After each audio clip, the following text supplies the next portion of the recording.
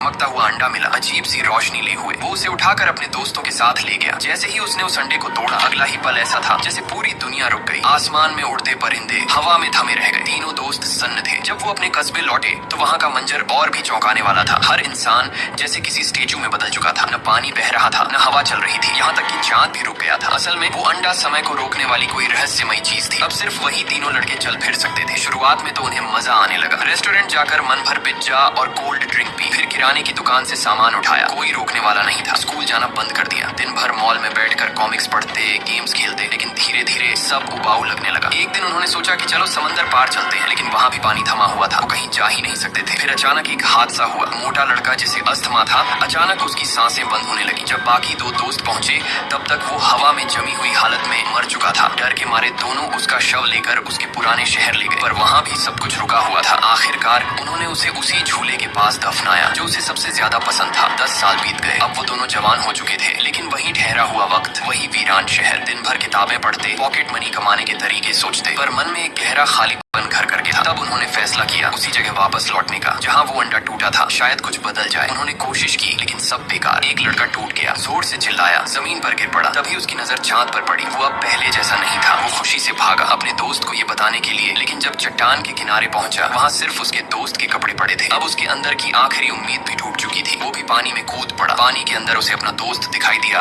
आंखें बंद, शांत। लेकिन तभी उसे किसी ने किनारे पर लाकर फेंक दिया। जब उसकी आंख खुली, सब बदल चुका था। परिंदे फिर से उड़ रहे थे, समंदर लहरें मार रहा था। वक्त वापस चल पड़ा था, मगर ये वही दुनिया नहीं थी। अब जब वो अपने घर पहुंचा, उसकी माँ उसे पहचान भी नहीं पाई। उसे अब अपना ही वजूद बेगाना लगने लगा। और फिर वो उसी जगह गया जहाँ से ये सब शुरू हुआ था। उसी चमकते अंडे को फिर से खोजा, और इस बार उसने उसे पूरी ताकत से फोड़ दिया। अब वो हमेशा के लिए उस ठहरे हुए वक्त की दुनिया में लौट गया। दोस्तों, अब सवाल ये है, अगर तुम्हें ऐसी दुनिया में जाने का मौका मिले जहाँ वक्त कभी नहीं चलता, तो तुम किसके साथ उस दुनिया में जाना चाहोगे?